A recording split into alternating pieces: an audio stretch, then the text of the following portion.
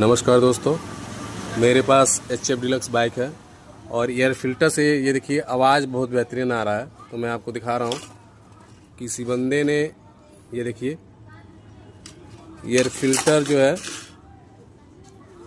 ये देखिए बदल दिया था उसने।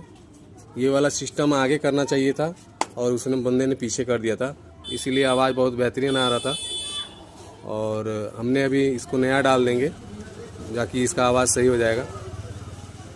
और जब भी इसको निकालें तो ध्यान दें, इस तरीके इधर का है तो इधर ही लगाएं और इधर ना करें। ठीक है, तब तक के लिए मिलते हैं नेक्स्ट वीडियो में। जय हिंद।